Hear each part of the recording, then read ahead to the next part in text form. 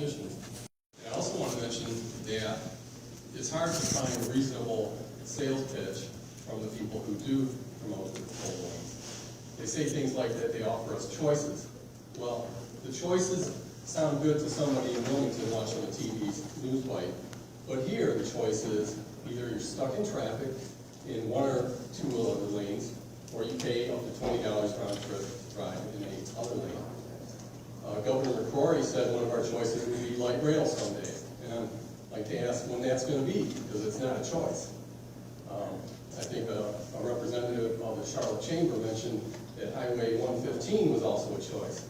Well, it's a two-lane country road that's often backed up as well. So really the only choices are the bad choices we have now, or the bad choice of paying high tolls. So I find that very disingenuous. One of the other arguments that we hear is that two general purpose lanes will just fill right back up again.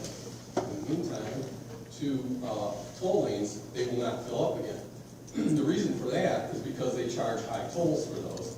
That will mean that the other lanes will remain constantly congested.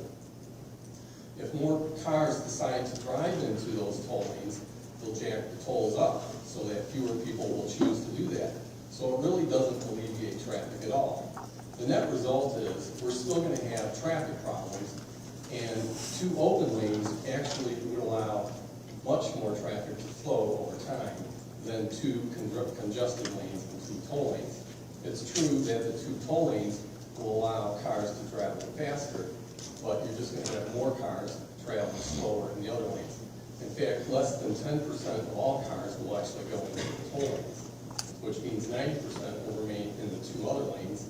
And in 5 years from now, when traffic will increase 10% or more,